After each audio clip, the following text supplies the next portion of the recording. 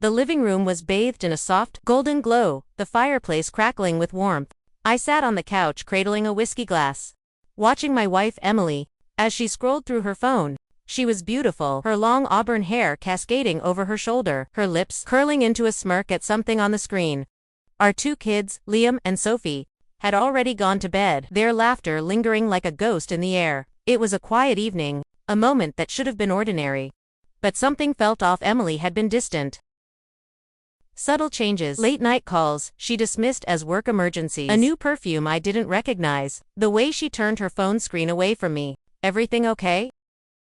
I asked casually, taking a sip of my drink. She looked up, her expression momentarily guarded before softening. Yeah, just tired. I nodded, but the seed of doubt had already taken root. The cracks became impossible to ignore. One evening while Emily was in the shower, her phone buzzed on the nightstand. I glanced at it, just a reflex. But what I saw made my stomach lurch. I can't wait to see you again. Last night was amazing. The message was from a number I didn't recognize, but the implication was clear. My breath hitched. My hands trembled as I unlocked her phone, something she never let me do before. What I found shattered me. Dozens of messages, pictures, video snippets of intimacy that weren't meant for me. I gripped the phone so tightly, my knuckles turned white. The walls of my home, the place where I had built a life with Emily, felt like they were closing in on me. When she stepped out of the bathroom, towel wrapped around her, she froze at the sight of her unlocked phone in my hand. David. She started, but I could see it in her eyes. She wasn't sorry. Not yet. You want to explain this? My voice was eerily calm. She didn't deny it. Instead, she smirked, tilting her head. Maybe you shouldn't have looked. That night I left the house, the sound of her mocking laughter ringing in my ears. I threw myself into work, trying to ignore the wreckage of my marriage. But the betrayal gnawed at me like a parasite. Then fate intervened. A week later, I collapsed at work, sharp pain shooting through my chest. Next thing I knew, I was in a hospital bed, disoriented. The steady beep of the heart monitor grounding me. Emily stood at the foot of my bed, arms crossed, an expression of boredom on her face. The doctor beside her was mid-conversation. We need to run some additional tests, he said. Emily scoffed. Why bother? He's not the father of my kids, anyway. Silence fell over the room. My blood ran cold. The doctor's gaze flicked between us before he cleared his throat.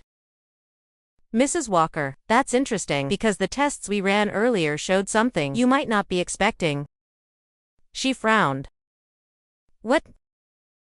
The doctor handed me a file, and as I opened it, I saw the results, stamped and undeniable. The kids aren't mine, but they aren't hers either. Emily's face drained of color. That's impossible. I stared at her, then back at the doctor. What do you mean? The doctor exhaled, closing his clipboard. We ran a routine blood panel, and it turns out there's no genetic match between you and the children. But also no match to your wife either. Emily's hands trembled. You're lying. I don't make mistakes with DNA tests, Mrs. Walker. For the first time since I'd found out about her betrayal, she was the one blindsided.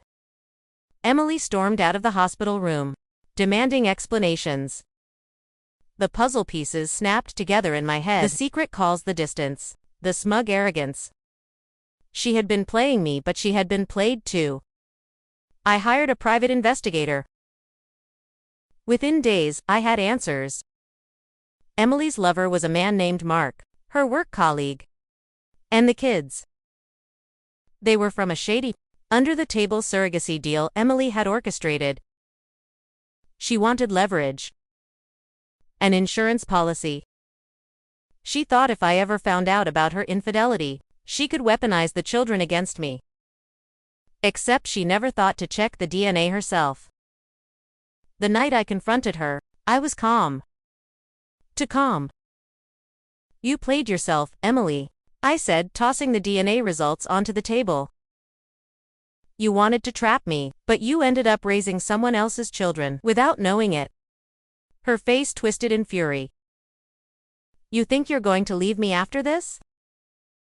She laughed bitterly. I'll ruin you. I'll take everything. But she didn't know what I had planned.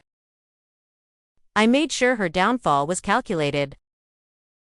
First, I leaked the affair to her workplace. Mark was a higher-up, and their relationship was strictly against company policy.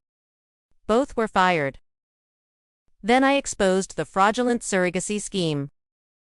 The agency had been operating illegally, and when I handed over the evidence, authorities swooped in. But the final nail. I filed for divorce with an ironclad prenup. She walked away with nothing. When she showed up at my doorstep screaming, begging, her mascara running down her cheeks, I simply smiled.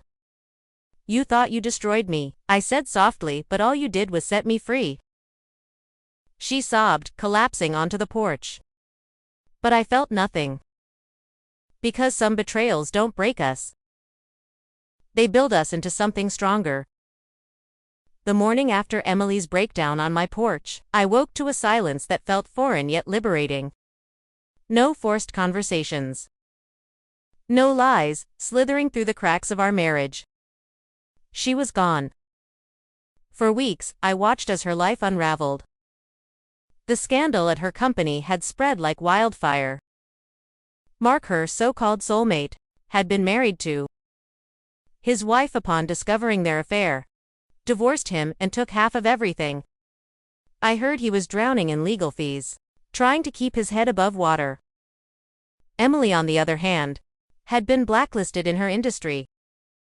No company wanted to touch someone whose name was now synonymous with deception and scandal. I had filed for full custody of Liam and Sophie, not because I wanted to keep them, but because I wanted to give them a chance at a real home. They had been caught in a web of lies, raised by a woman who never truly cared for them beyond how they could be used. The courts ruled in my favor. Now jobless, homeless, and utterly humiliated, had nothing left. One night she showed up again. This time she wasn't screaming. She wasn't threatening. She was crying, a shadow of the woman who had once smirked at my pain. David, she whispered, her voice raw. I have nothing left.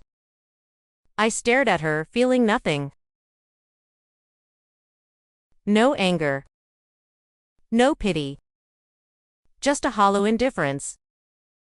You did this to yourself, I said. Now live with it.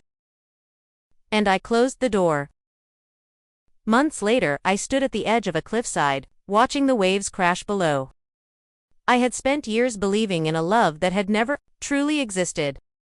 But in the end, I hadn't lost. I had survived. And sometimes survival is the greatest revenge of all.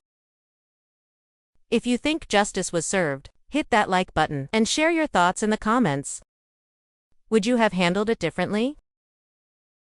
Subscribe for more gripping stories of betrayal, revenge, and unexpected twists. You won't want to miss what's next.